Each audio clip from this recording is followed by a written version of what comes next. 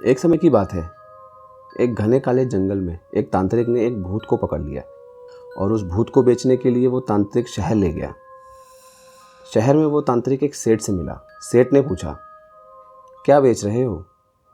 तांत्रिक ने जवाब दिया, सेठ जी मैं भूत बेच रहा हूँ और इसके पास बहुत शक्तियाँ हैं। कितना भी मुश्किल और समय लेने वाला काम हो ये तुरंत ही कर देता है। सालों का काम मिनटों में हो जाता है। सेठ ये सुनकर बहुत खुश हो गया और सेठ ने पूछा, तो कितने में बेच रहे हो? तांत्रिक बोला, 500 रुपये में। यह सुनकर सेठ को बहुत आश्चर्य हुआ और पूछा, इतने कम पैसे में क्यों? ये तो बहुत काम का है। तांत्रिक बोला, सेठ जी इसमें एक बहुत बड़ी खामी है।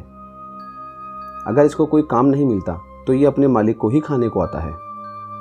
सेठ ने सोचा, मेरे पास तो बहुत सारा काम है, ये भूत तो थक जाएगा पर काम खत्म नहीं होगा।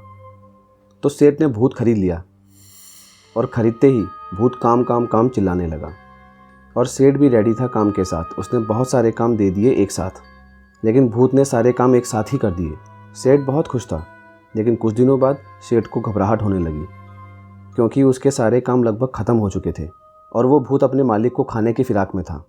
लेकिन सेठ भाग्यशाली भी था। उसके सामने से एक बाबा गुजर रहे थे तो उसने बाबा को अपनी पूरी कहानी बताई।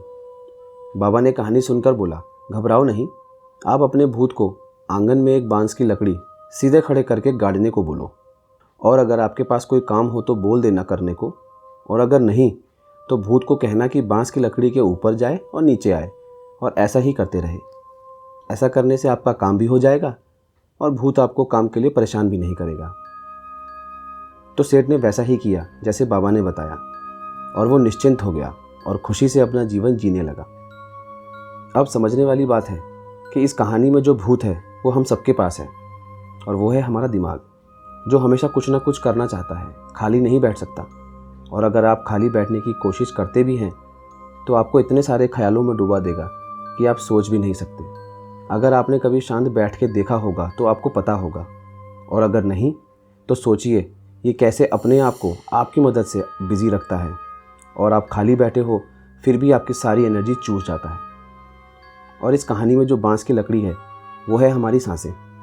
अगर आप खाली बैठे हो तो आप अपनी सांसों में ध्यान रखते हुए फोकस रहने की प्रैक्टिस कर सकते हो, जिससे ये भूत आपको खाली टाइम में परेशान नहीं करेगा और आप भी इस कहानी में सेठ जी की तरह निश्चिंत और साथ ही साथ खुशहाल जीवन जी सकोगे।